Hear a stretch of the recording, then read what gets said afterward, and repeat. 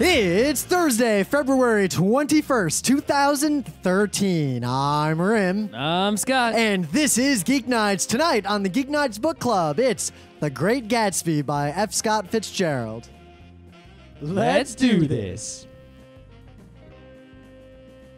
So for once, I'm sitting down to do Geeknights, and I have a plethora of things I could say. An opening bit, perhaps. Some anecdote from my life. I got one of those. I had the thought, I realized, you know what I should do? And we've had this thought often on the show. I should tell one of them and save the rest for some dry time in the future. You'll forget it. And then I was going to instead make my bit about how I forgot about all these things. And then I actually, in the last few minutes, legit forgot one of the three things I wanted to talk about. Like, I literally cannot remember That makes it. room for mine, which I remembered. So instead, I want to talk about centaur bondage porn. Okay, let's not talk about that either. So I swear this all links together. So, let's back up a bit to February 20th. Yesterday. Why are you backing up with your centaur bondage? So my friend, your friend, the centaur, my friend, that's backing up. If I knew a centaur, that'd be pretty cool. Unless they're the rape and killing kind, like in Greek myths. Okay. If they're the chill ones, like in Bleach, that's okay. All right, everyone, just fast forward. So, Heels, our good friend, the heels on the centaur. I thought they have hooves, not heels. And the quote is, conversation I just had at work. Is that a horse hanging from the ceiling in your area? Yes, it is. And he tweets a picture, and looks like it's a horse suspended from the ceiling in like their office. Okay. So let's go back like a month.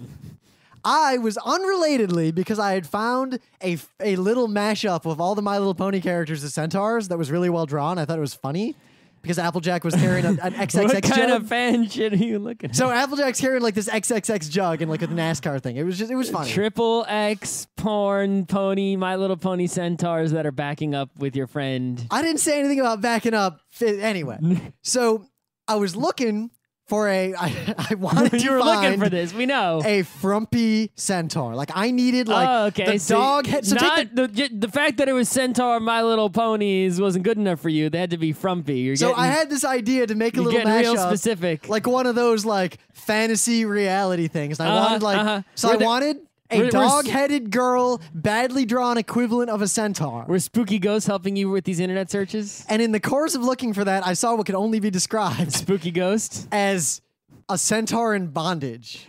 Okay. So that just got filed away as, yeah, that's a thing that exists. Probably should have expected that exists. Probably should have expected I would run into something Rule like that. 34 right there. Yeah. I mean, there's probably porn of, let's see. Everything? Let's go with a chain chomp and Sonic the Hedgehog. Okay, here we go. Oh, no, you're actually going to Google it? Why not? All right, chain chomps and Sonic the Hedgehog. I searched for chain chomp porn. All right, let's go with just chain chomp, because the Sonic part might be... Yep, okay, so here's actually Princess Toadstool getting all porny, and there's a chain chomp there that's looking pretty angry. She's sort of holding its chain. I guess she's using it in a dominatrix fashion. Like it's her dominatrix tool is this chain chomp. All right, I'm glad we know that exists. Oh, here is a womanized chain chomp that is all sexy. Yep. In fact, it says right here, rule number 34, if it exists, there is porn of it and chain chomp. So, yes, should have expected that. Yep. And in general, point of advice, if you look for anything related to centaurs, there's stuff out there. So anyway, I didn't find a frumpy enough centaur, and I gave up on this GIF I wanted to make. And in the course of that, I saw this, it was like a centaur hanging upside down, like suspension style, like ready to be in porn. Rim, this is a great opening video. So I remember this, and then I see this tweet. So I'm like, I basically tell the tale of that, of I found this picture, I can't believe, true facts. So he responded, link please. I guess you're into the same stuff. So you should get together. Now I have a conundrum. You see, I saw Hang out this with the once. spooky ghosts. I can't find it again, and I don't want to search for it. Because remember, I was searching for frumpy centaurs. I was not searching for, like, bondage centaur. Do not want to search for that. So if anyone has a picture of a centaur hanging upside down in what can be described as something, like, could be described as bondage gear, I need you to send that to our friend Heels. Why don't you just make one? Because it'll be just as good as the drawings of Lamias we did the other night. Sure. All right, anyone who's fast forwarding as instructed, now is the time to stop fast forwarding. You realize you have to say that really, really slowly or they won't hear you. If you are fast forwarding as instructed, this is the time to stop and return to the normal playing speed. Right, I remembered my other 2 opening bits. Great. One of them is I ate at a restaurant that's really good called Benoit. It's a French place. I know about that place. Yeah, I like that place a lot. I went there last night. Okay. So I had a dessert that can only be described as one of those ridiculous things that rich people eat. Yep. It was bread, like angel food. It was almost like angel food cake, but in like a bread. Yep. And they brought it to me in this huge silver platter. And then they opened the top and it's just sitting there. And then they poured Armagnac over it, which soaked into the bread. The King's Pee. Yeah. Yep. And then they covered it in this like whipped creme fraiche. So the King's Poo. And I can't say that it was necessarily good, but it was weird. Well, creme fraiche sort of unadulterated like that is a little, it's got a weird taste Well, I to think it was creme fraiche whipped with sugar or yeah, something. well, yeah, but creme fraiche, is basically sour cream, but it Yeah. has this extra sort of little aftertaste that's sort of, you don't want to go straight with it, but if you cook it into something, it disappears. But sour cream, like I'll just eat a whole spoonful of that oh, just fuck by yeah, itself. especially, Oh, yeah. Sour cream's the best. The third thing, I've been updating my Tumblr. I think I've updated my Tumblr in the last week more times than I've updated any blog I've ever had Isn't in my that entire a meta life. moment? No, because it's not Geeknights. Anyway. This is like the stuff that doesn't make the Geeknights cut. Okay, so my opening bit is, we did an episode a long time on Battlelore, a long time ago on Battlelore, which, Rim hated a lot more than I hated. It's a terrible game. But of course, it's a 2-player, war game that's not so complex, but then again, not completely simple. It's, sort of a middle of the road war game. And I paid a lot of money for it, and it was hot for a few minutes, and they made a bunch of expansions, and it disappeared. And the only game in that series that seems to still be around is Memoir 44, which is basically the same game with a different theme.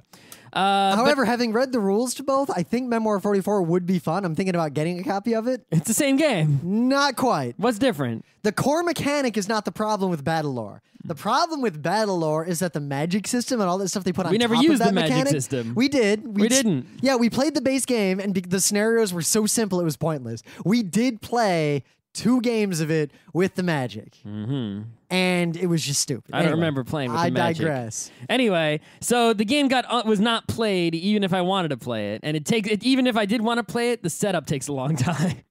So it wasn't really worth it. So I tried to sell it finally. I got off my ass and tried to sell it. And someone in New Zealand wanted it. And I was like, but then I was like, are you sure the shipping's going to be like a fortune? And they said, okay. And they PayPal'd me a fortune. So I said, okay. And I went to the post office to mail it. And I expected to go to the post office and have this be a pain in the ass. And of course, it was a pain in the ass. You set that up and it wasn't, and everything was awesome. And No, it was, I went there, I needed a box to put this in. you didn't already have a box? They didn't have a box of appropriate size out front. Wait, yeah, here's your problem. You went to the post office expecting them to have the box for you. You should have. You go They to the sell post boxes office. there. Yeah, Scott, you go to the post office with just like a fucking letter, and you're like, "Hey, can I get an envelope for this shit?" They have envelopes. Yeah, you don't do that. You package them ahead of time when you show up. Anyway, so they had boxes. You're but the reason there's they- lines at the post office. They were not out there. Ass. They were out behind. I had to wait, and this other guy was trying to mail camera equipment to Brazil. He bought a Canon EOS he was trying to send to his friend in Brazil. We had to wait for them to go and find boxes. It took 15 minutes. Bring your own goddamn box. Okay, where's he going to get one? The box store. Which is?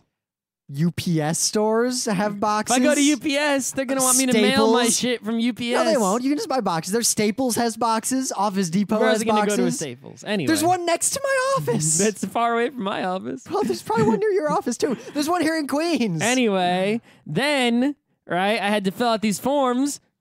No pens to fill out the customs form anywhere, not one pen. I felt like doing that thing where you go to the bank and grab a fistful of pens and bring it to the post office. Yeah, so you know what? The Chase Bank near me doesn't have any accessible pens for people. Any.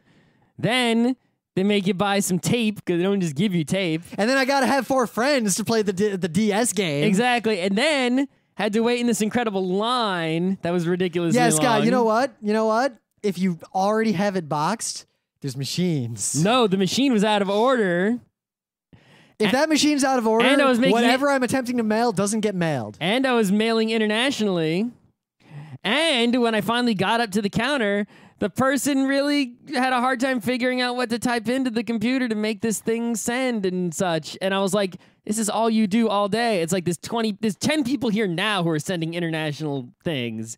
And you don't know what to do. In fact, one could argue, this is not your first day here. One could employee argue of post office. that at a post office, the only people who are in that line are people who are either doing something complicated or need help dressing themselves.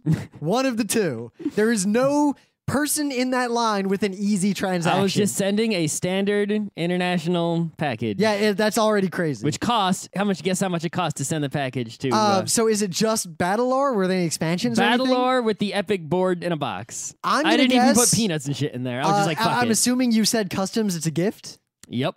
You're not going to pay a duty, though? You're going to pass that through to who you're sending it to? I didn't. They accepted it and they're mailing it. I don't give a fuck what happens. Okay, but you said gift, right? Yep. All right, I'm going to say $74. You're pretty close. It was like... remember when we had Geeknights t-shirts for sale? I shipped them, and I learned a lot about how to ship shit. It was like $70-something. Yeah. Cost a lot of money. I know what's up. I FedEx shit around the world all the time for work. FedEx is way more than post office. Yeah, but you get a sense of what it costs to get things to places. And for big things, the prices actually all even out in the end.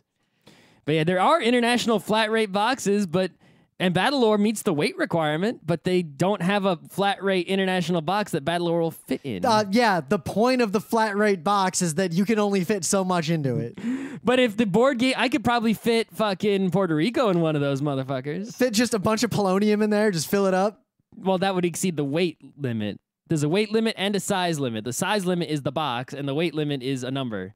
They actually did have a scale there that was surprisingly easy to figure out to calculate the price. Scales are not generally complicated. You need but the fact you need two buttons, maybe tar and calibrate. They all the scale also you could type things in and it would tell you how much money it costs to send to different places. So and that was pretty. It wasn't exactly accurate, but it was pretty accurate. You could choose. They had a little piece of paper that told you all the country codes in case you didn't know, and you type it in and you choose the kind of postage you want, and then it tells you the number.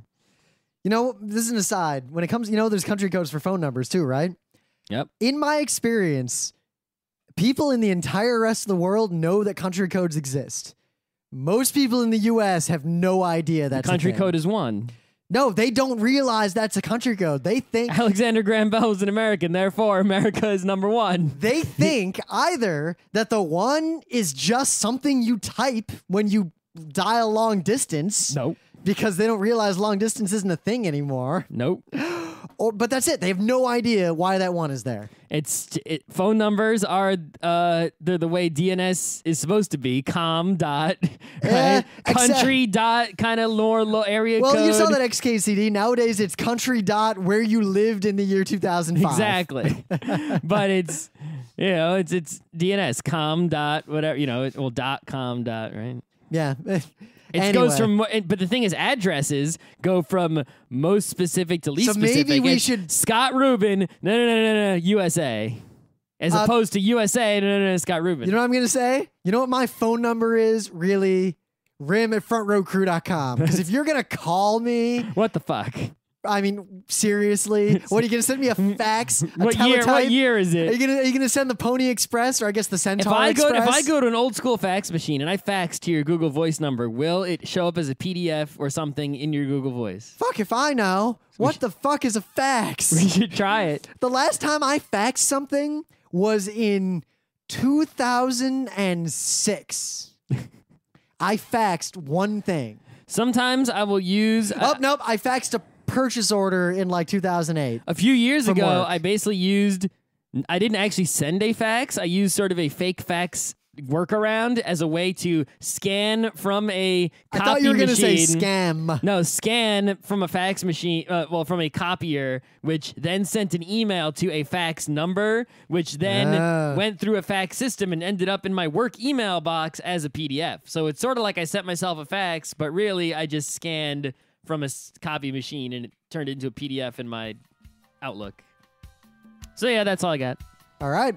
So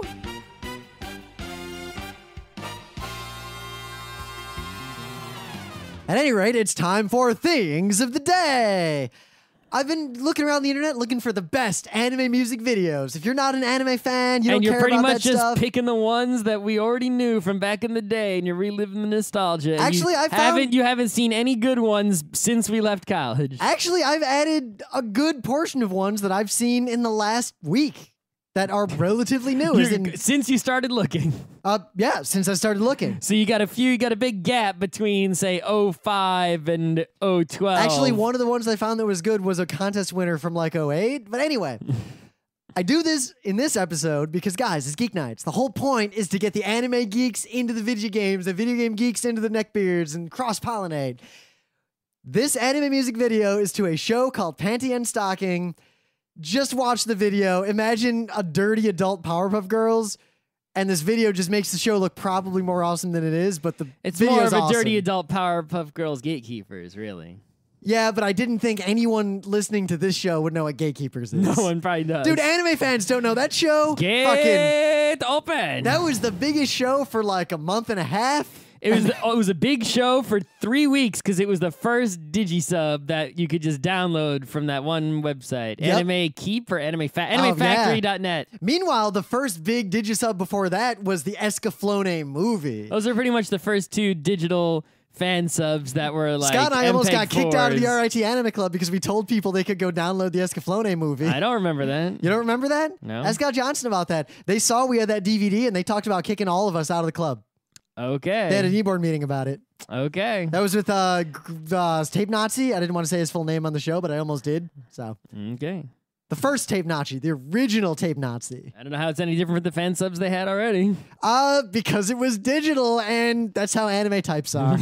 Anyway, so check this out. There are a lot of things in the world that people think are impossible. But if you go to Zombocom, we know that the impossible becomes possible at Zombocom. before we go any further, as soon as you watch this, you're gonna try to make noises with your throat. You're gonna be sitting there after you watch Don't hurt Stop Sing yourself Today. unless you go to Zombocom first. Yeah, I already hurt myself. We didn't go to Zombocom first. It was a big yeah, see? Big mistake not visiting Zombocom. Oh, I didn't clip. The limiter kicked in. Anyway, so this girl, her YouTube account is Disney Diva 7. I guess she's an opera singer of some She's the sort. seventh one. Sure. She made this YouTube video of her singing the opera song from The Fifth Element, which is supposedly impossible. I mean, the original was sung by some opera person. You can look it up on the internet. Coupled with what I assume is a vocoder. Oh, But anyway. the original singer's voice is sung by Albanian soprano Inva Mula, right? But Laura in this YouTube video sings it without any digital enhancements. Now, I've not tried to verify how 100% that is, but It looks legit to me. it looks pretty legit. And you can hear her singing over the originals playing like on the track. She didn't get like Which you might She didn't need get a karaoke track. to be able to hit those notes and know you're hitting them because it's crazy. Wait, there's a whole bunch of videos of people trying to sing it Uh-oh. that are links. Well, only this one, which is actually successful because of Zombocom, is the thing of the day. The other ones, watch at your own risk. after this episode, I'm going to watch this one called Me Trying to Sing the Diva Dance from The Fifth Element. And it's uploaded by some dude, and it's the picture of a dude trying to sing. He's got the same pop filter that I have, too. I wonder if anyone does it like pretending to shoot themselves at the end. Pretending to get shot at the end. All right. Okay, I'm done making stupid noises. So, The Great Gatsby, I hope you guys how are about ready. the meta moment? Oh, you want to do a meta moment? Well, we got to do a meta moment. Well, maybe because we're going to be at PAX doing practical game theory, doing mastering game mechanics, doing possibly a third event, and also enforcing. So we're going to be all over the fuck place. So This is PAX East, by the way. PAX East 2013. It's actually in a few fucking weeks. Yeah, we got to finish those panels. Yeah, I'm going to do mine this weekend. Other meta moments. If you did not listen to the last episode, I am holding personally this event that I came up with and decided not to shit talk. It's going to be pretty easy for me, but probably hard for you. The Front Row Crew official Geeknights Game Grand Prix 2013. Here's how it works. We are going to compete and see who is the best gamer amongst the listeners and forum people. If you want to sign up, all you have to do is join the forum or sign into the forum. Go to the thread. It's the top thread. Post a comment before March 1st that says you're in. I will add your name to the Google Doc. We have almost 40 people on this thing. It is going to be fierce. We are using an F1 scoring system. The top 10 positions in any particular round or Grand Prix will score championship points. Whoever has the most points after however number of rounds, I'm thinking 4 or 5, now, something guys, like that, in will things be like the this, champion. Even Super Aguri is awesome in F1. So even if you suck at games, if you want to try for this, the bragging Super rights Aguri you'll hasn't get. been around for so long. I know. I haven't watched F1 since Super Aguri was around. That's a long ass time. I know. If you get even one championship point in this thing, you'll have a lot of bragging rights over everyone who didn't participate and the majority of people in this thing. Right. So, and don't worry about. I mean, every round is going to be skill games. I'm never going to pick a luck game or Coin flip. a game. Yeah, And if there is some luck in the game, which there could be, there will be luck mitigation rules. The rules for each round I will be determined by me, judged by me, proved by me. Everything Scott will be is the done by games me. master, and may the odds be ever in your favor. Right. You can. You are going to need to do this. Probably a computer. Probably some sort of camera or other evidence gatherer, so you can prove to the best of your abilities that your score is legit. And then we might have some sort of challenge system if someone thinks you cheated, which I don't think will be really a problem. I already foresee this. The first task is like some Mario 3 thing, and you get 40 identical stolen from YouTube machine-assisted plays. Yeah, I think we'll be able to tell. And yeah, you just, if you don't want to participate in a round or can't, you just don't, and you get a 0, which you're probably going to get even if you do participate, because even with the current number of entrants, 75% of people are going to get 0s. And I'm going to try to make every round will be as accessible as possible. I'm not going to do things which will... Like, for example, if one of them is a feat of, physical, like a running thing or something crazy out in the real world... It wouldn't be. Why not? Because some people don't have fucking legs. I was about to say, but are you going to... How much are you going to include? What if someone's blind? Well, I mean, if they're playing video games and reading the forum, they have something, right? I mean, yeah. So, but by not having legs, you're just counting a huge swath of games, many of which are actually eminently accessible to a lot of people. Yeah, but for example, DDR would require people to buy equipment, which they may not have. I wouldn't pick like a PlayStation 3 exclusive because not everyone has a PlayStation 3. I wouldn't pick a game that requires a badass PC because most people don't have a badass but PC. you could, for example, do a 100-meter dash. We could. Maybe. I'm not saying that should be one. I'm just saying it could be some sort of physical thing, like how many fucking push-ups can you do? Yeah, not doing that. It's definitely going to be board and video game related. It is not going to be, though there may be dexterity games. Who knows? We'll see. But we'll see how this goes. This is all sign Scott. up, and March 1st is when I will announce round 1. I've already planned 4 rounds. Also, Kineticon panel submissions are not only open, but we are currently scheduling. So if you want to do something at Kineticon, submit sooner rather than later. Good spots are disappearing in our private schedule that we're going to start sharing relatively soon. Oh, yeah, I should do something about that. Yeah. Yeah. You still need to send me the info so I can make your fucking account. Oh. For the back end. What's different than you? What info do you need to know? I sent you an email asking for some stuff. Okay. You didn't do it. What do you not know about me that I need you to make an account on the regular Kineticon website and send me the username you used. Oh, yeah. You couldn't manage that? You couldn't... the Kineticon website's really bad. It's not that bad. It's bad. Anyway. Before you say... Yes, it is... Depending on whether or not we're talking absolutely or relative, yes. Regardless, we're here tonight, 25 minutes into the episode, to talk about The Great Gatsby. All right.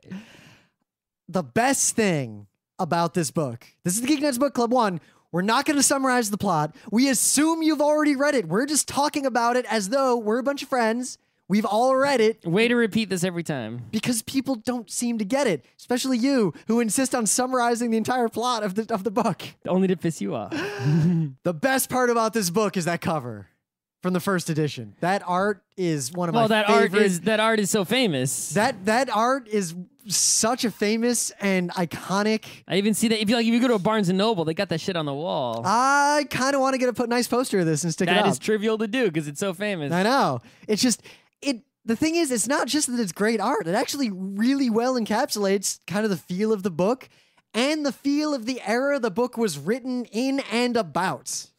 Yeah, see, before reading this, I had no idea what it was about other than that it was clearly a character named Gatsby who was either great or sarcastically great. So I had and I didn't know that it was about the 20s, written in the 20s, and they start going in Long Island, and I'm like, whoa, I obviously I don't know, I wasn't alive in the 20s, but I totally New York hasn't changed. There are things about New York that have changed. That's the craziest thing about this book. And things about New York that haven't changed. Like, there's the scene when they're driving the cars really fast, like right before the shit goes down in the end, and they're going from Long Island, like, oh, let's go to Manhattan.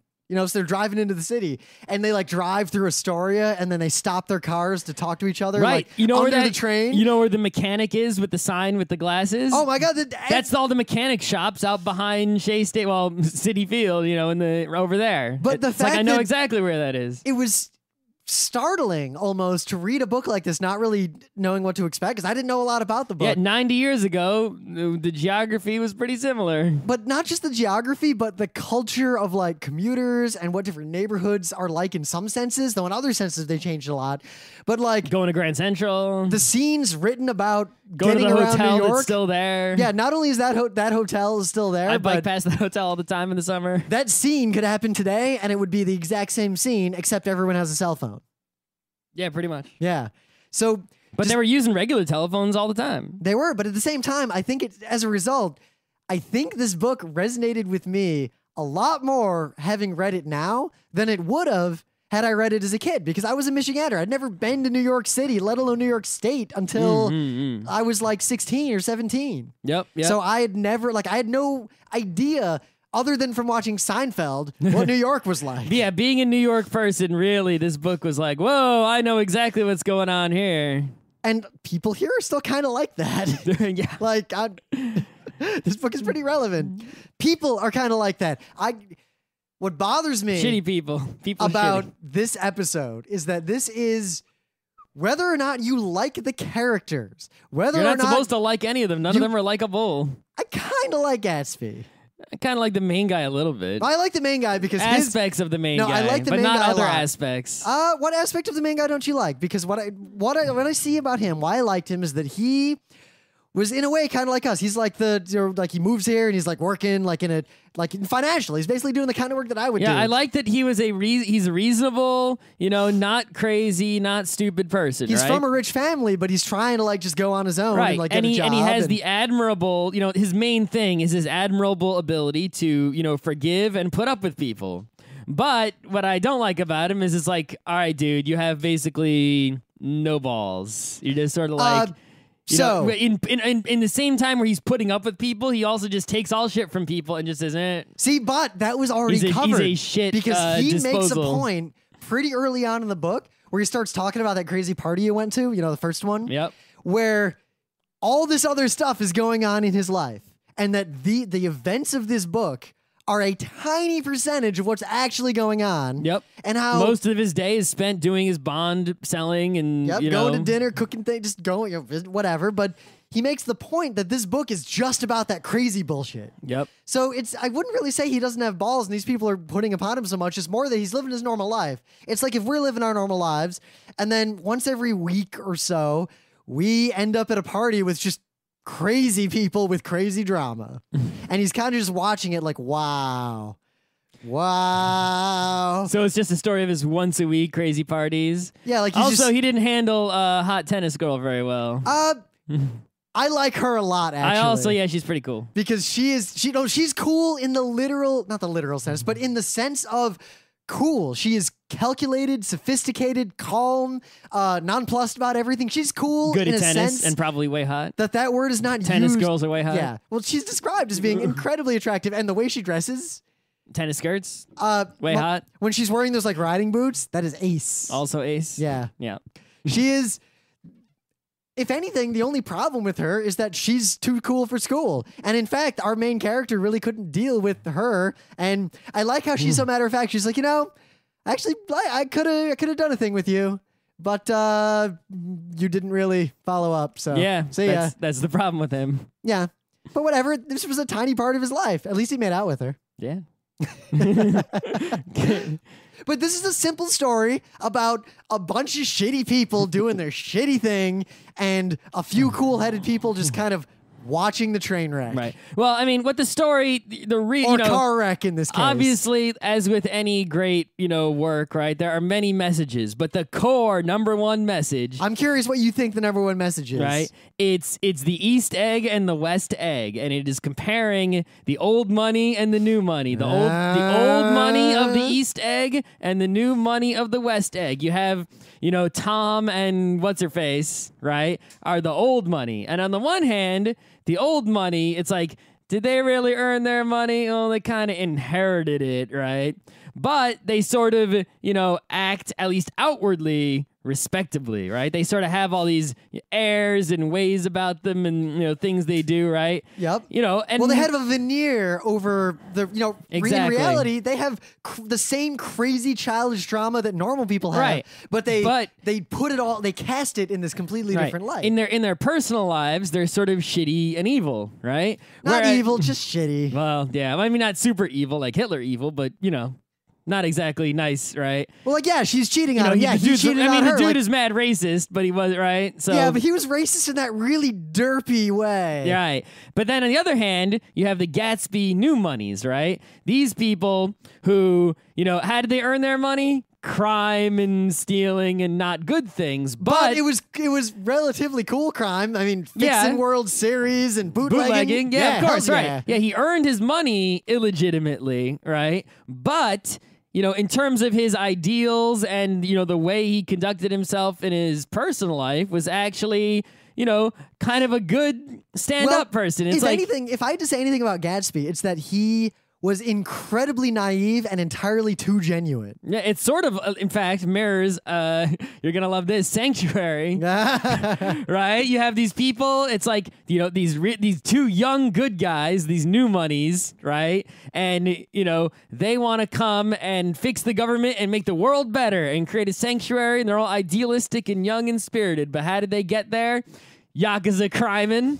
Well, what about those old guys who are already in charge, right? What's the quote in Sanctuary? I joined the Yakuza because I can do in a week what a normal man takes 10 years to accomplish. That's right. Well, in Sanctuary, at least those guys were Yakuza also. But some, then they were corrupt also. But some of them weren't, and they got their, the legit non-crime takes 10 years way.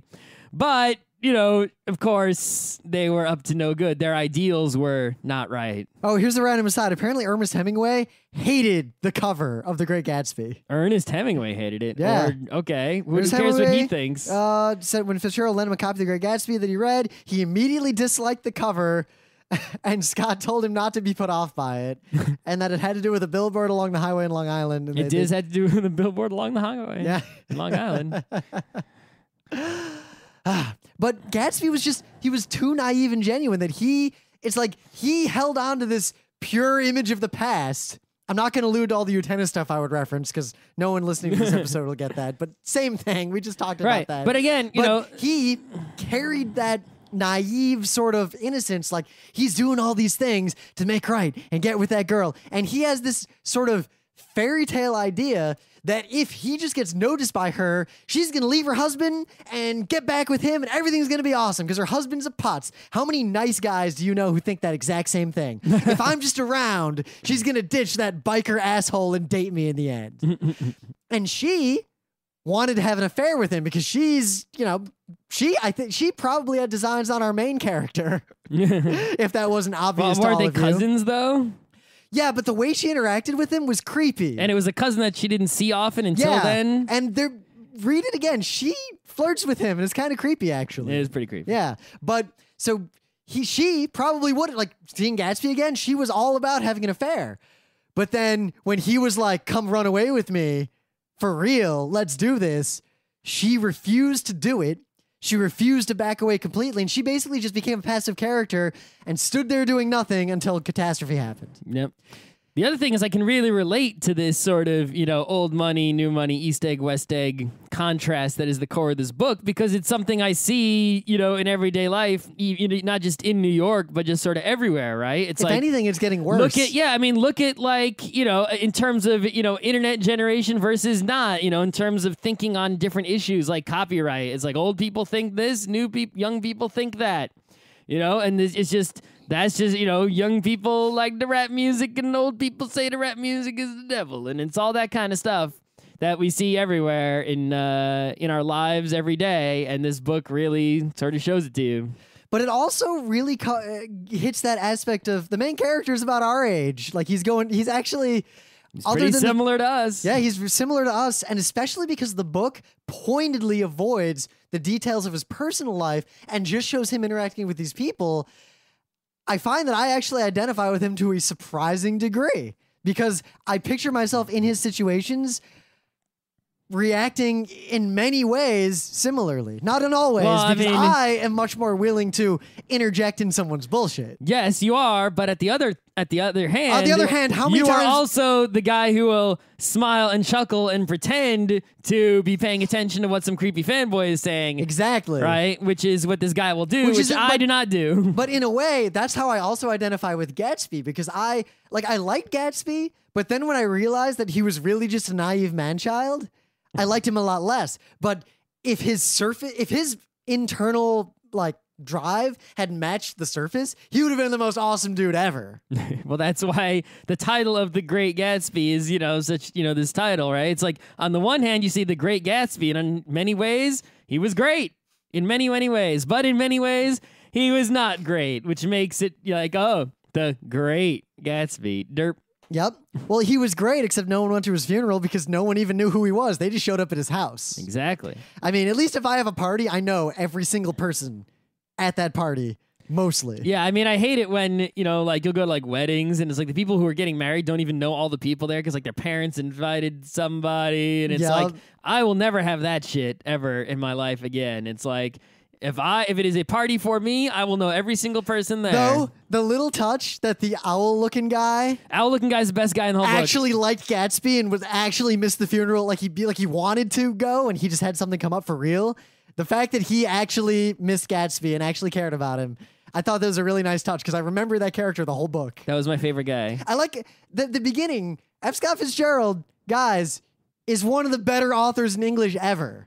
There's a reason why people talk about him to this day. Well, this is what I think, right? I want to make a point. Look at what he did. The book is titled The Great Gatsby. We don't meet Gatsby apparently, for a while. If you read on Wikipedia, he had a hard time picking the title. I'm reading the same paragraph you went were. back and Those forth. other titles are all stupid. Yeah. But anyway. Under the Red, White, and Blue, really? Yeah. Gold-hatted Gatsby, Yep. the high-bouncing lover, Trimalchio in West Egg. Well, on the road to West Egg. I actually, when I read that Wikipedia You a few clicked on the weeks ago, Trimalchio link. I read what Trimalchio was. I forget, but it was once you see what Trimalchio is, you're like, oh, of course. Yeah. Gatsby among ash heaps and millionaires. Yeah. That's the worst title of the bunch. Right, so there was apparently some great controversy in our forum about whether this book was good or not. So this is what I want to get to. Everyone who said this book was bad, if I read between the lines of what you said was bad about it, I like the characters, you didn't identify with the characters, you were mad at the decisions the characters made, and you couldn't identify with the setting, and you couldn't glean the morals and messages. No one had any criticism of the style, the presentation, the things that literary criticism is about. Exactly. So the thing is with this book is that, why is it great? I'll be honest, there are many things, it's not a bad book, right? But in terms of my personal enjoyment of it, it was slightly above meh, right? I really enjoyed it. I didn't have a ton of fun reading it. It wasn't thrilling. I wouldn't go and read it again, enjoyment-wise. But in terms of recognition of quality, it's like, well, you can't, right? If someone was going to write a textbook with instructions on how to write good novel, this is A+ on the whole freaking rubric. Finally, our character goes to the party and he's like, I wonder what's up with the Gatsby. He's actually they set the stage. You're really wondering what's the deal with Gatsby? And you get all these rumors. He hears what other people say about Gatsby and it's all over the place. And then he goes around and he runs into a few characters in a row where you, as the reader, think, I'll bet that's Gatsby. And it's you not. expect it to be Gatsby, and it's never Gatsby. Everyone thought the owl-faced guy was Gatsby when you read this book. And then Gatsby talks to him for like 5 minutes, and then he's like, oh, I'm Gatsby. Yeah. Duh. Sorry, I guess I should have introduced myself. The way that was executed was brilliant and perfectly constructed. If you do not recognize how well that was all put together from a construction standpoint of a novel, you haven't read enough novels. And pretty much everything in the book is like that. You know, the coincidence of the big scene, which is the car accident, right? And how he goes back and forth between the different people and the different cars and the timing of coming back and how they stopped on the way there and the timing of day where the sun is going, it's getting dark. Tom is interacting and he pretty much is gonna send the old sad guy off to murder Gatsby. Like he's gonna make that happen. And he basically starts to get animated with the guy. And there's a scene where the cop who's interviewing someone unrelated sort of notices that there's a little bit of commotion and how Tom like tries to back off to let his plot happen. That it's subtle and I think a lot of people miss it, but Tom was premeditating the murder of Gatsby from that point onward. Yep. But anyway, it's just in terms of if someone was gonna, it's usually, right, things that get a lot of attention, right, are things that, don't follow, the textbook. They do something weird, or they throw in a twist, or they do something clever, right? And it's like, ooh, look at that clever thing they did in this book. Like, for example, Hyperion does a clever thing, right? But this does a lot of unclever things, too. It does. But it does a clever thing, so it stands out. This book is pretty much how to write good novels. By the book. Right. Textbook, straight down. And that's why it's considered like great American novel. It doesn't do anything fancy or special. It does everything you're supposed to do at an extremely high level of execution. Now, case in point, the little bit at the end where Tom is confronted with, you fucking murdered Gatsby, basically. Don't pretend you didn't. And his response, that little scene, and it's not even said explicitly, but what he says translates to, I found that dog dead because no one went to check on it.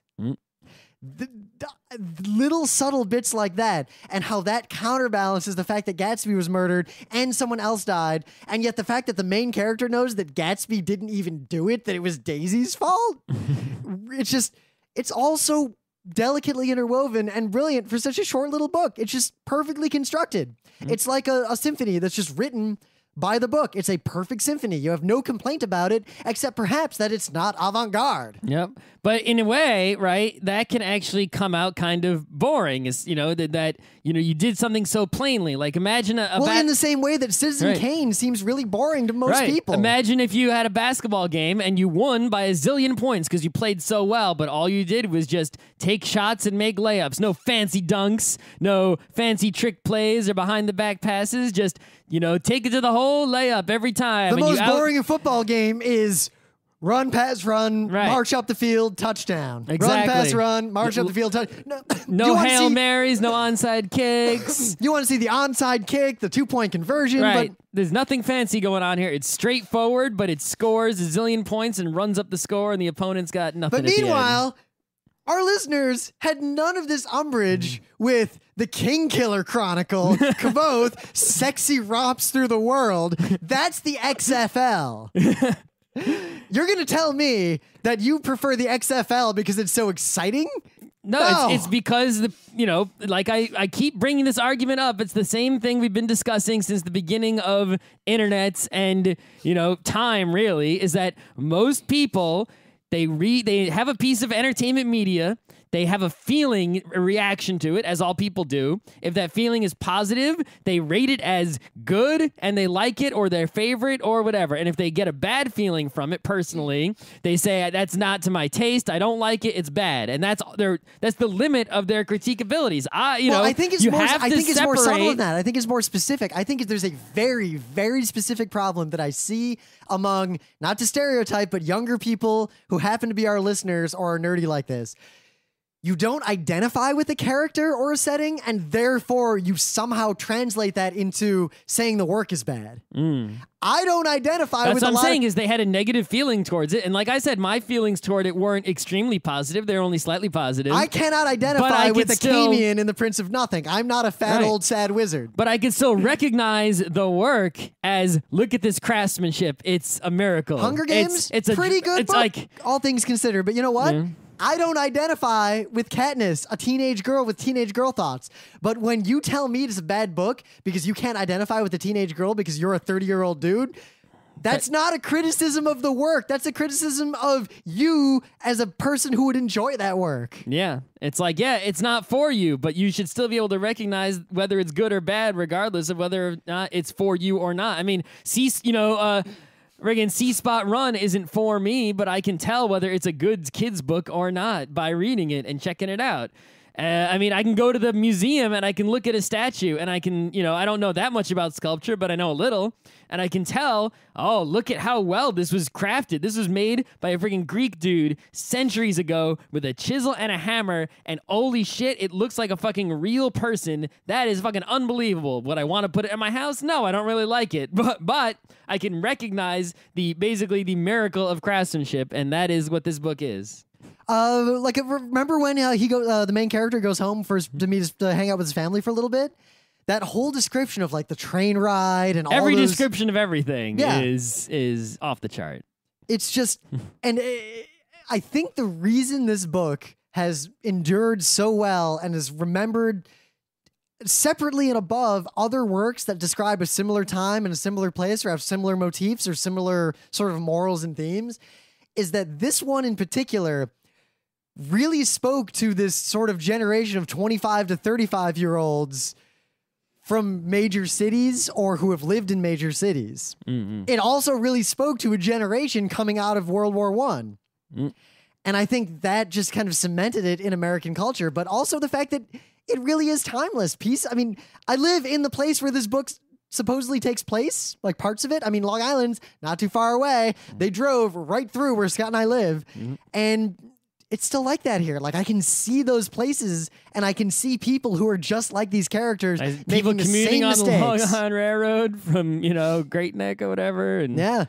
And the thing is, I know people who make these exact same mistakes in their real life. The only difference, I think a lot of people are making these mistakes that might be made uncomfortable by the book because they don't recognize that because the book is kind of set in this whenever drama. A book has something to say to a person and that person is reading the book, that person never recognizes that it's them. Ever. Yeah. How many fedora wearing brony nice guys don't realize that they're just a sad sack version of Gatsby? Yeah.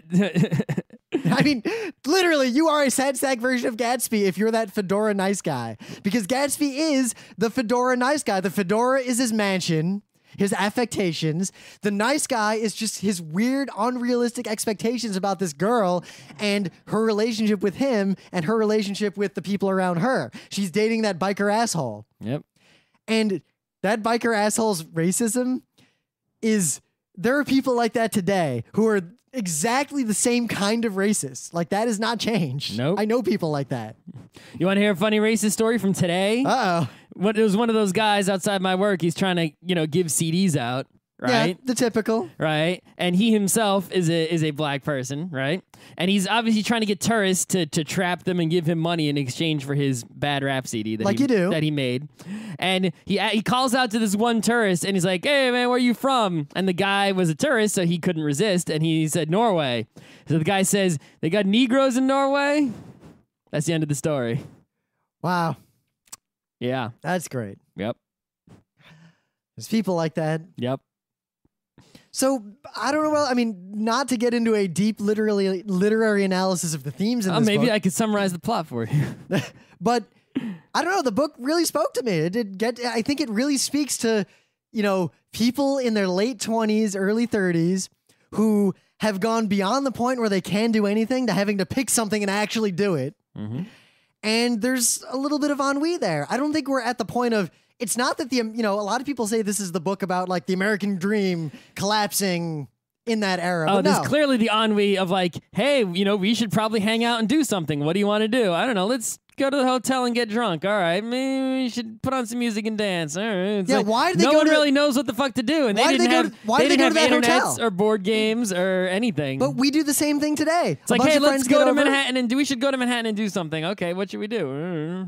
Yeah, I mean, that drama of they're all in the uncomfortable situation toward the end and they all decide to go to the hotel and the girl basically, Tom's like, wait, why are we going to the city? And Daisy's like, yeah, let's go into the city. He's like, fine. And he does all the bullshit to organize them going into the city. And then at the end of all that, when she's like, well, it was your idea anyway. And his reaction to that, I have lived that. Yeah. I have lived that exact reality. In fact, Scott, you and I have been in situations like that where simultaneously exact thing has happened. there is an unstated drama. Not 100 years after this book was written, the same thing's still going on. In fact, I recall a specific time we all ended up at a restaurant, a whole bunch of us, with a person that would be a source of drama. Everyone's uncomfortable. No one will do it directly.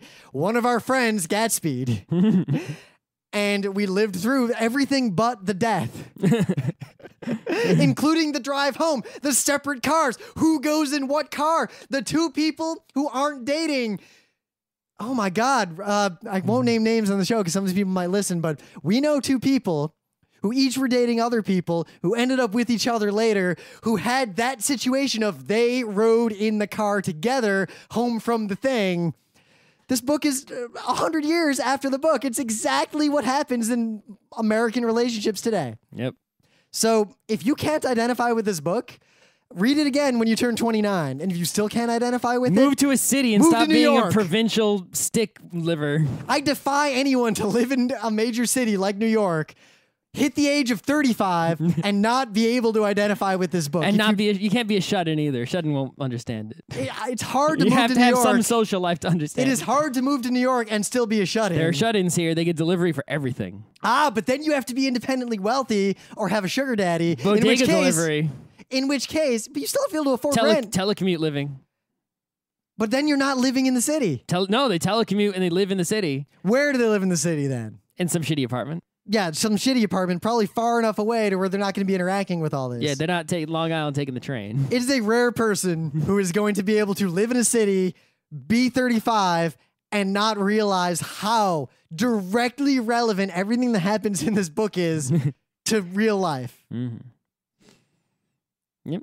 Yeah. I don't know what else I have to say. I mean, I don't know. There's a whole bunch of symbolism you can talk about. Like, if you were going to give an exam on this book, you would talk about, like... what's the green light? The green... Why does it symbolize what it does? You talk about the green light... The unattainable dream versus the reality.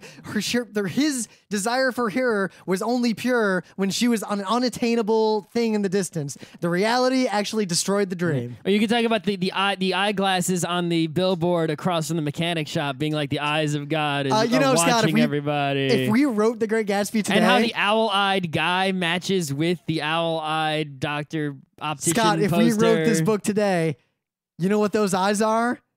Dr. Sizemore. This is about Dr. Sizemore. It's Dr. Sizemore. That would be skin and not eyes.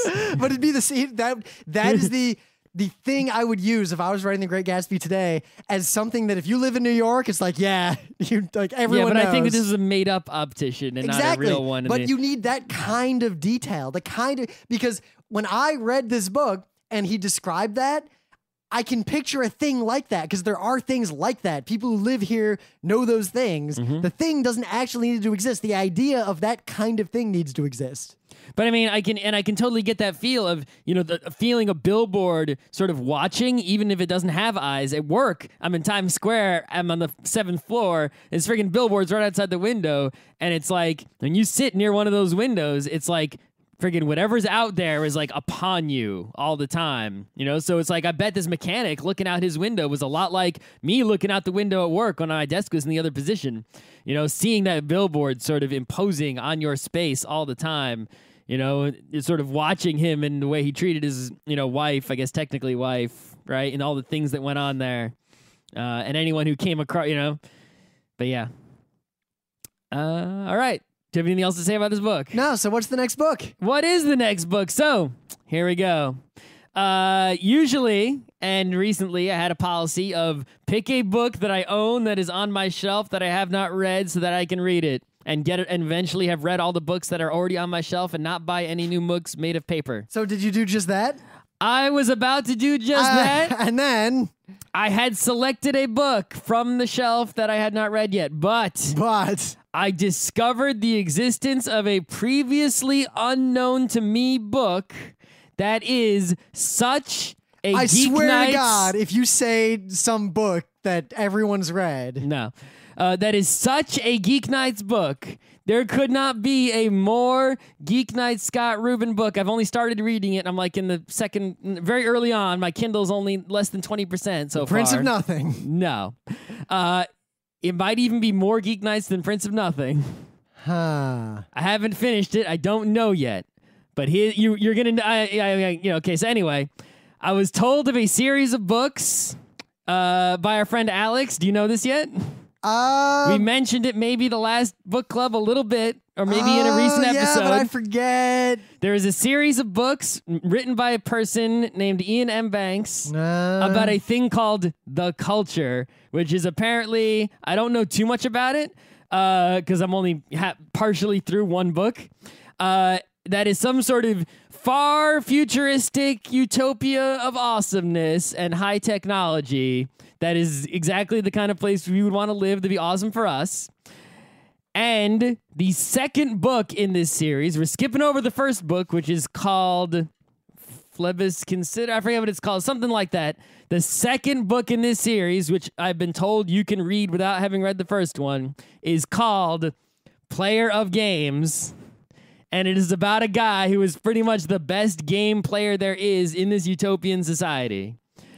And according to the text on the back of the book, I could search through my email and find how many listeners have emailed me to say I should read this book over the last... Yeah, according to the back of the book, it's about how he supposedly gets entangled into some civilization where you play games to become the emperor or something like that. So I could not imagine, just based on that summary alone and the partial bits, the beginning that I've read so far, this is like... Someone wrote this book thinking like, oh, let me write a book for Rim and Scott here. Those nerdy cyberpunk progressive utopian game player guys. Let's write a book for them. And that is this book. So no Benjuka? They play other games besides Benjuka that might as well be fucking Benjuka. Already been like 3 or 4 of them. Yeah, so...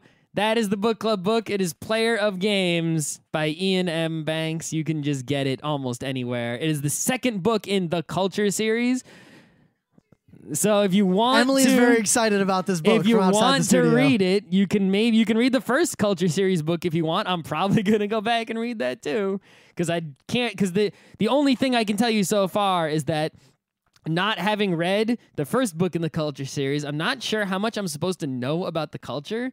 A lot of it you can just pick up on as you go along, but it's like, they just sort of it's sort of like reading a Marvel comic, not knowing the Marvel universe, right? It's like, yeah, okay, who's, Daredevil? He's a lawyer. I didn't know that, and it's like, oh, the culture, there's there's a thing called Contact that finds alien civilizations and it's sort of secret and awesome. Okay, I didn't know that, but you pick up on it. Anyway, that's the book. All right. Then I will go back to my other policy afterwards. Watch our videos, read the book, join the forum, join Scott's Grand Prix. Join the Grand Prix if you have balls or want to measure them. Come see us at PAX.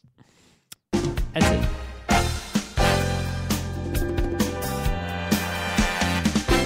This has been Geeknights with Rim and Scott. Special thanks to DJ Pretzel for the opening music, Kat Lee for web design, and Brando K for the logos. Be sure to visit our website at frontrowcrew.com for show notes, discussion, news, and more. Remember, Geeknights is not 1, but 4 different shows. Sci-Tech Mondays, Gaming Tuesdays, Anime Comic Wednesdays, and Indiscriminate Thursdays. Geeknights is distributed under a Creative Commons Attribution 3.0 license. Geeknights is recorded live with no studio and no audience. But unlike those other late shows, it's actually recorded at night.